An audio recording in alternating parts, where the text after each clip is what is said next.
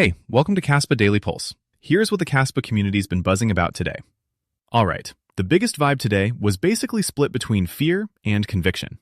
On one side, people were sounding pretty bearish short-term. Lots of talk about red closes, max pain, and whether Kas could revisit much lower levels before a real bottom. You had people throwing around levels like 8 cents, even 1 cent, and debating whether macro headlines could smack the market harder. So yeah, sentiment was definitely shaky in parts of the chat. But at the same time, the second big theme was high conviction holders still holding strong. Even with the doom posting, multiple people were talking like Kas is still their long-term bet. Store of value mindset, high conviction, and even comments saying they can't see how Kaspa wouldn't eventually become a much bigger project. Some were literally saying just DCA Kaspa and trade responsibly after getting burned elsewhere. So the mood wasn't just panic. It was more like short-term pain, long-term belief. Third major topic, Memecoin fatigue and KRC20 frustration, especially around Nacho.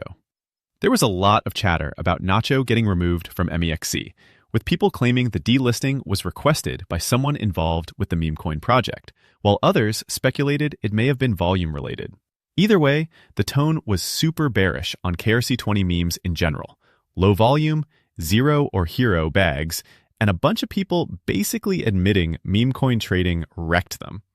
The takeaway from the crowd? A lot of folks seem to be rotating mentally back toward KAS and away from degen side bets. And last big one, tech and ecosystem talk around vProgs and developer onboarding. There was chatter about vProgs timing in May came up, plus a longer discussion comparing Ethereum's roadmap and whether Kaspa could attract developers in a different way. The most interesting angle was people saying vProgs could target Web 2 devs, not just pull from existing crypto ecosystems.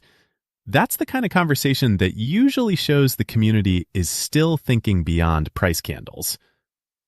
So overall, today felt like bearish charts, bruised memecoin traders, but a surprisingly persistent core belief in Kaspa's long game. That's it for today's Pulse. Let's see what tomorrow brings. Catch you then.